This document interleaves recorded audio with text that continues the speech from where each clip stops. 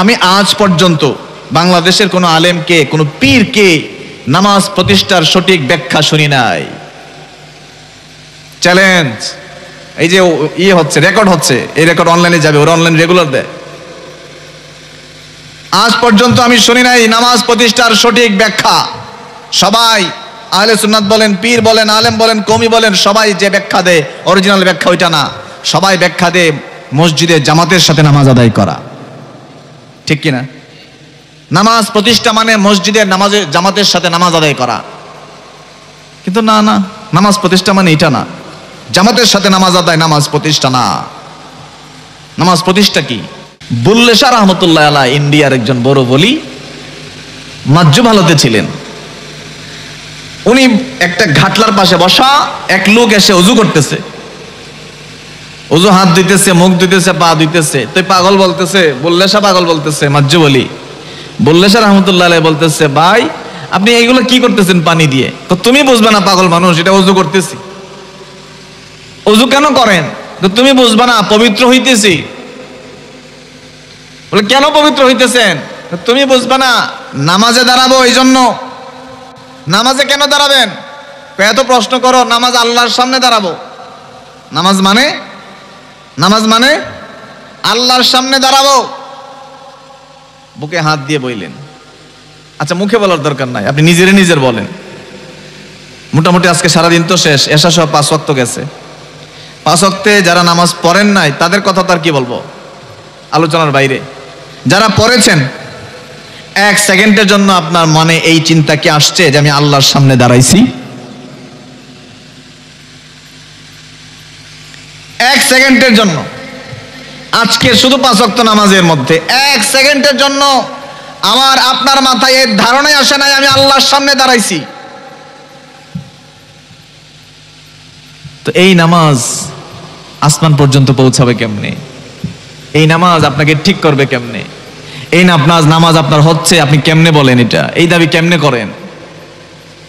কোন মুখে করেন? নবীজি বলেছেন, আনতা আবুদাল্লাহা কাআন্নাকা তারাহু ফাইন লাম তাকুন তারাহু ফাইন্নাহু ইয়ারাকা। বুখারী শরীফের হাদিস এবং প্রথম দিকের হাদিস। বুখারী শরীফের প্রথম দিকের লম্বা হাদিসের শেষ অংশ, নবীজি বলেন, আনতা আবুদাল্লাহা, হে উম্মত, যখন তুমি নামাজে দাঁড়ায় যাবা, যখন তুমি ইবাদতে দাঁড়ায় যাবা, আনতা আবুদাল্লাহা ফাইন্নাকা তারাহু, এমন ভাবে দাঁড়াবা যেন তুমি আমার আল্লাহকে দেখতে পাচ্ছ। এই বাবা আলোচনা এত বেশি, দেখবেন চাই না লম্বা কথা বলতে, কিন্তু কখন যে বেজে যাবে কয়টা। এই আয়াতে হুজুররা ওয়াজ করে আল্লাহর সামনে দাঁড়াইছি, না এটা পরের কথা, আগের কথা ভিন্ন। 1 নম্বর কথা এটা না। 1 নম্বর কথা হইল নামাজে দাঁড়াইলে আল্লাহ দেখা যায়। এই কথা এটা প্রমাণ করে। কাআন্না নিশ্চয়, কা মানে তুমি, তারা তুমি দেখতেছো, হু মানে আল্লাহকে, নিশ্চয় তুমি আল্লাহকে দেখতে পাও। তার মানে নামাজে দাঁড়াইলে আল্লাহরে দেখা যায়। যদি না দেখা যায় তো, যে আল্লাহরে দেখা যায় না, নবীজি কেমনে বলে সে আল্লাহরে দেখতেছো? তো হয় না, এটা হয় কথা মিলে? নবীজি বলছে যেন তুমি আল্লাহরে দেখো, তার মানে আল্লাহ দেখা যায় নামাজে দাঁড়াইলে। 1 নম্বর পয়েন্ট গেল। 2 নম্বর পয়েন্ট, তার মানে আমাকে ভাবতে হবে যেন আমি আল্লাহর সামনে দাঁড়ায় গেলাম। প্রথম শর্তে, দ্বিতীয় শর্তে, কোন শর্তে তো আপনি নাই আজকের 5 ওয়াক্ত নামাজে। কিন্তু আমি ভাবতেছি কি, আমি 5 ওয়াক্ত নামাজ পড়ি, গ্রামের আমার মতো মুসল্লি কেউ আসেনি। আমি 5 ওয়াক্ত নামাজ পড়ি, আমার মতো মুসল্লি কেউ আছে নাকি? এই ধারণা আমাদের মধ্যে আছে না নাই? যেই নামাজ আপনার মুসল্লির মনোভাব তৈরি করে, যেই নামাজ আপনার মুসল্লির ভাবনা আপনার মাথায় ঢুকায়া দেয়, আল্লাহর কসম কাগজে লিখে দিব, আপনার ওই নামাজ আল্লাহ পর্যন্ত পৌঁছায় না। এটা যেই নামাজ আসমানে গিয়ে লাগে, পৌঁছাবে, আপনার ওই নামাজওয়ালার কথা সুর চেঞ্জ হয়ে যাবে, পরিবর্তন হয়ে যাবে। সে নিজের মুসল্লি দাবি করবে না, সে বলবে চেষ্টা করি কিন্তু পারি না, চেষ্টা করি একটু কিন্তু পারি না। যদি কেউ জিজ্ঞেস করে তাহলে, কিন্তু নিজ থেকে তো প্রশ্নই আসে না। কান্নাকা তারাহু, নবীজি বলছেন তুমি যেন আল্লাহরে দেখতে পাও। ফাইন লাম তাকুন তারাহু ফাইন্নাহু ইয়ারাকা, যদি না দেখো মত এটা ভাইবো আমার আল্লাহ তোমারে দেখতেছে, আমার আল্লাহ তোমার সামনে আছে, আমার আল্লাহ তোমার সামনে আছে। তো পাগল বুল্লাশা বলতেছে নামাজ কি? ওই লোক বলে নামাজ হচ্ছে আল্লাহর সামনে দাঁড়াবো গিয়ে, আল্লাহর সামনে দাঁড়াবো গিয়ে। এবার পাগল বলতেছে পানি দিয়ে হাত পরিষ্কার করলা, পুকুরের পানি দিয়ে চেহারা পরিষ্কার করলা, পুকুরের পানি দিয়ে পা পরিষ্কার করলা, হাত হইল পরিষ্কার, মুখ হইল পরিষ্কার, পা পরিষ্কার হইল। এই হাত পা পরিষ্কার করে তুমি আল্লাহর সামনে, তোমার আমি তো দেখতেছি তোমার সিনার ভিতরে কলবের মধ্যে দুর্গন্ধ ময়লা নোংরা, এই দুর্গন্ধ ময়লা নোংরা হৃদয় নিয়ে কলব নিয়ে আল্লাহর সামনে কেমনে দাঁড়াইবা? লজ্জা লাগতেছে না তোমার?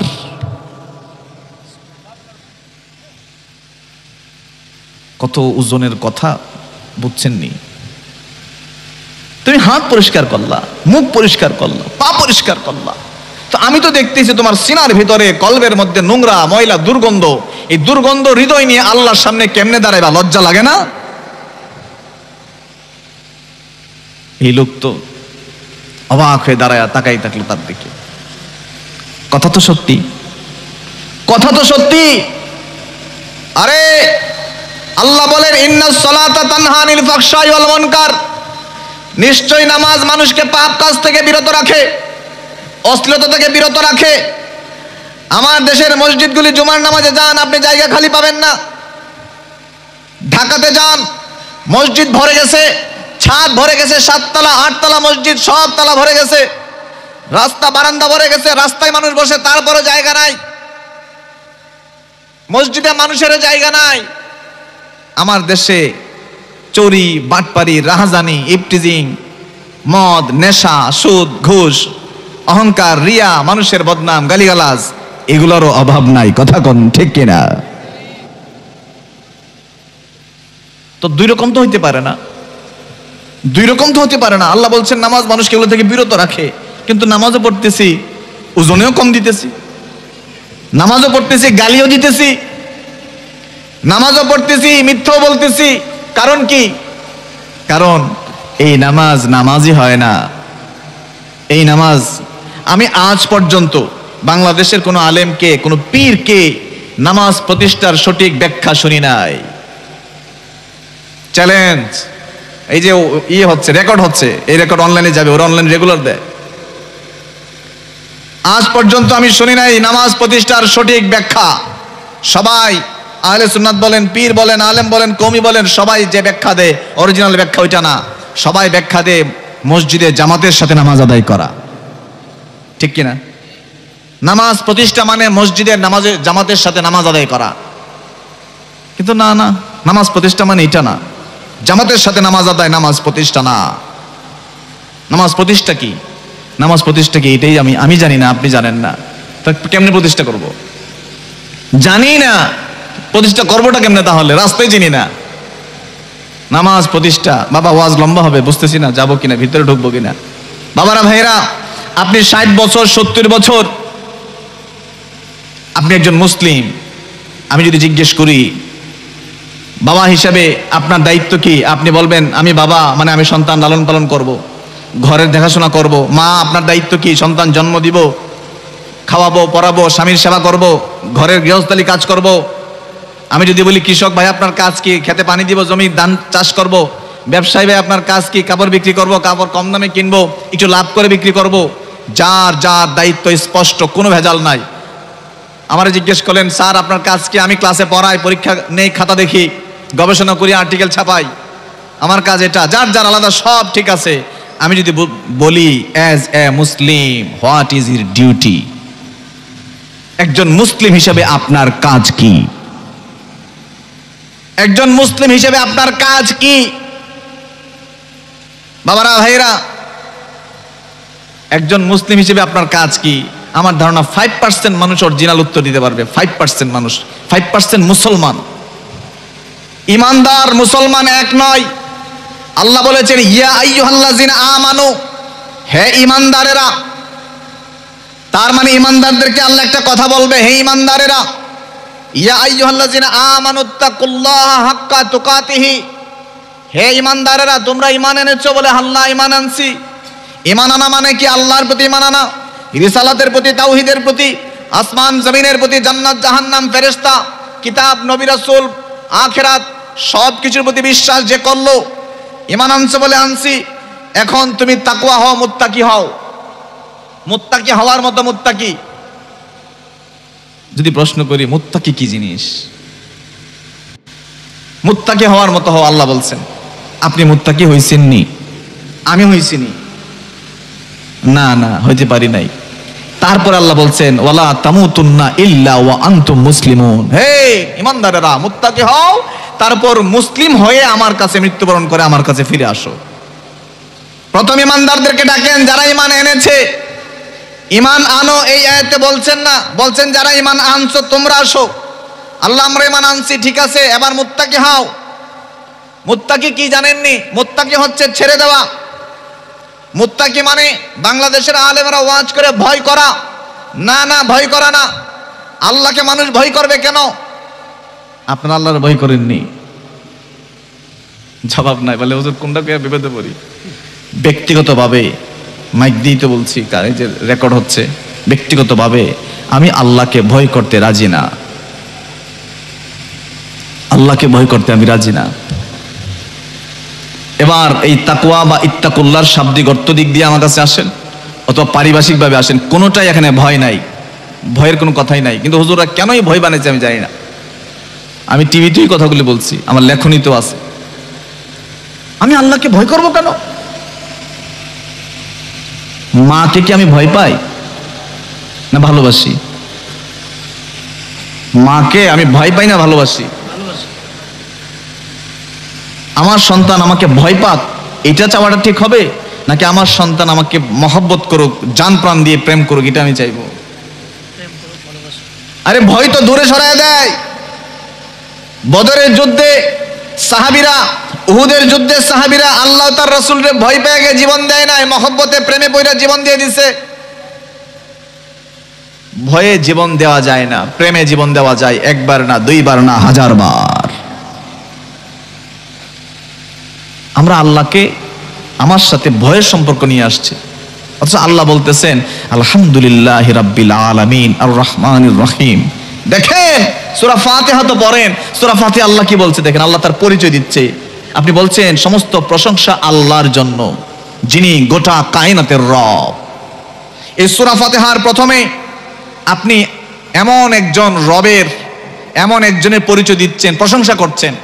সমস্ত প্রশংসা তার। এই সমস্ত প্রশংসা তার যে বলছো কার?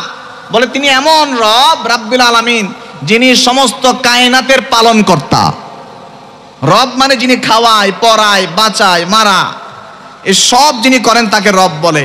আপনি বললেন সমস্ত প্রশংসা তার। আরে কার? বলে যিনি গোটা কায়নাতের পালনকারী, পালন করে তিনি। বলুন সুবহানাল্লাহ। তাই নাকি? রবের প্রশংসা করতেছো, যিনি সবকিছু খাওয়ায় পড়ায়, তো তার আর পরিচয় কি? তিনি কে আসলে? তার পরিচয় হচ্ছে আর রহমানির রহিম। এ বান্দা, তার পরিচয় হচ্ছে তিনি বড় দয়ালু এবং দয়াবান। তিনি বড় দয়ালু এবং দয়াবান, তার পরিচয় আপনি দিচ্ছেন, শুনছেন, দয়ালু এবং দয়াবান। ও তাই নাকি? প্রশংসা কার করলা? বলে রবের। কিসের রব? গোটা কায়নাতের রব। তার আর পরিচয় কি? তিনি দয়ালু, দয়াবান। ও তাই নাকি? তিনি দয়ালু, দয়াবান। তো তিনি কি করবেন আমার সাথে? সে দয়ালু আল্লাহ। বলে মালিকি ইয়াউমিদ্দিন। দয়ালু আল্লাহ হাসরের মাঠে আমার বিচার করবেন। যিনি বিচার করবেন তিনি দয়ালু। যিনি দয়ালু, দয়াবান, তিনি হাসরের মাঠে আমার বিচারের মালিক হবেন। আপনি বুঝছেন কথা? তো যিনি দয়ালু, আগে তার পরিচয় দিচ্ছে তিনি দয়ালু, তারপরে তিনি বলছেন আমি তোমার বিচার করব। তো দয়ালু আল্লাহর বিচার আমরা দয়া আশা করতে পারি কি পারি না? বিচার কি করবেন এই কথা বলার আগে তিনি বলছেন আমি দয়ালু, তার পরিচয় তিনি দিচ্ছেন আমি দয়ালু, দয়াবান, রহমান, রহিম। তারপরে বলছেন আমি বিচার করব। তো বিচার কে করবেন? হাকিম কে? তার পরিচয় কি? তিনি দয়ালু এবং দয়াবান। তো যিনি এত দয়ালু, এত দয়াবান, আপনি মায়ের পেটে ছিলেন, মায়ের পেটে মা যখন আপনার খবর রাখার সুযোগ নাই, পেটে যখন ছিলেন তিনি মা আপনাকে খাওয়ানোর সুযোগ নাই, পড়ানোর সুযোগ নাই, আল্লাহর উপর ছেড়ে দিচ্ছে, পেটে যেমনি আছে এমনি, তখন যিনি খাওয়াইতেন তিনি আল্লাহ। তো মায়ের পেটে যখন মা আপনার আদর করতে পারার সুযোগ নাই, তৈরি হয় না, তখনও যিনি আপনাকে মায়া করেন সেই রব। ঘুমায়া গেছেন রাতে খেয়ে, খাওয়ার পরে পেটের ভিতরে যে মেশিন এটাকে আপনার প্রসেস করে ভিটামিনগুলো সারা শরীরে পৌঁছায় দিয়েছে, কোনো আওয়াজ আছে পেটের খাবারের? কোনো আওয়াজ নাই। কেন? আল্লাহ আওয়াজ ছাড়া মেশিন দিছে লিভারে, যেন বান্দার ঘুমের ডিস্টার্ব না হয়, ঘুমের যেন ডিস্টার্ব না হয়। সারা রাত আপনি ঘুমায় আছেন, আল্লাহ আপনার পেটের ভাত হজম করাইছে। ঘুমায় আছেন, 1 মিনিট নাকটা বন্ধ করে দেখেন তো বাঁচেন কিনা, 1 মিনিট নাক মুখ বন্ধ করে দেখেন বাঁচেন কিনা। ঘুমায় আছেন তো 7 ঘন্টা 8 ঘন্টা, কই আপনার তো খবর নাই। কিন্তু আপনার এই নিঃশ্বাস যিনি নিজে দায়িত্ব নিয়ে একবার নাক দিয়ে ভিতরে ঢুকাইছে আবার বের করছেন, তিনি হচ্ছেন যিনি বলেন ওয়া ইন্নী লাগাফফার লিমান তাবা। তুমি 80 বছর গুনাহ করছো, অসুবিধা নাই, একবার তাওবা করো, ফিরে আসো। আরে তাওবার অর্থই তো জানি না আমরা। তাওবা মানে আমরা মনে করি তওবা, না না, এটা তওবা না। তওবা মানে ফিরে আসা। তওবার শাব্দিক অর্থ হচ্ছে ফিরে আসা, ইউটার্ন করা।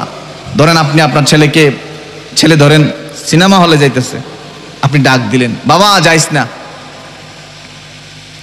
হে যদি মুখটা মাথা ঘুরাইয়া ফেলে, ঘুরাইয়া আপনার দিকে রওনা হয়, এটাকে বলে তাওবা। মানে একদম ইউটার্ন করে ফিরে আসা, উল্টা দিকে ঘুরে ফিরে আসা।